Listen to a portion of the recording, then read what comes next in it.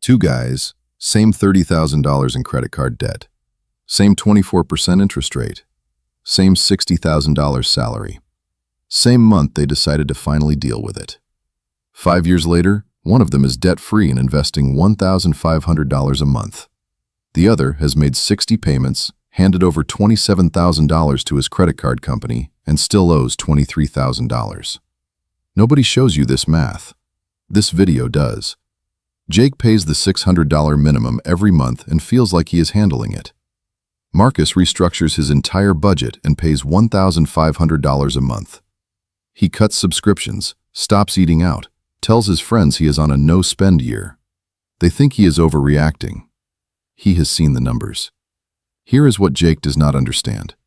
At 24% APR on $30,000, the monthly interest charge is $600. His minimum payment is $600. In month 1, his balance goes down by $0.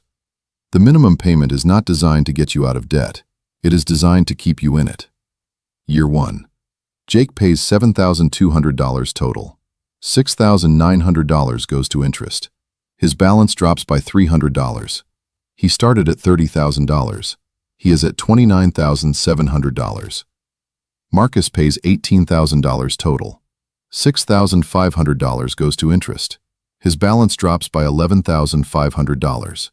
He is at $18,500. Same interest charges, completely different outcome, because the principal is actually shrinking. Year 3. Jake is paid $21,200 over 36 months. $19,000 of it went to interest. His remaining balance is $27,800. He has paid more than 2/3 of his original debt and still owes nearly all of it. Marcus finished paying off his debt in month 21. Total interest paid across the entire payoff, $7,200. The month after his final payment, he redirected $1,500 into a total market index fund and did not stop.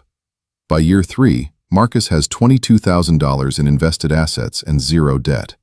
Jake has $27,800 in debt and zero invested assets.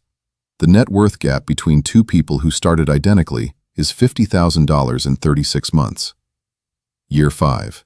Jake has paid $34,200 total. $27,000 went to interest. He still owes $23,000. Marcus has been investing for 37 months. His portfolio sits at approximately $82,000. His monthly cash flow is completely free of debt. The net worth gap at year 5 is over $100,000. From one decision. If Jake had paid just $200 extra per month, $800 instead of $600, his payoff timeline would have dropped from 25 years to 7 years, and he would have saved $33,000 in interest. Perfection is not required. Consistently beating the minimum is. The most expensive thing about credit card debt is not the interest you pay while you carry it. It is the investing you cannot do while you are paying it. Are you a minimum payment Jake or an aggressive payoff Marcus? Drop it in the comments. Subscribe for weekly breakdowns with real math and no agenda. See you in the next one.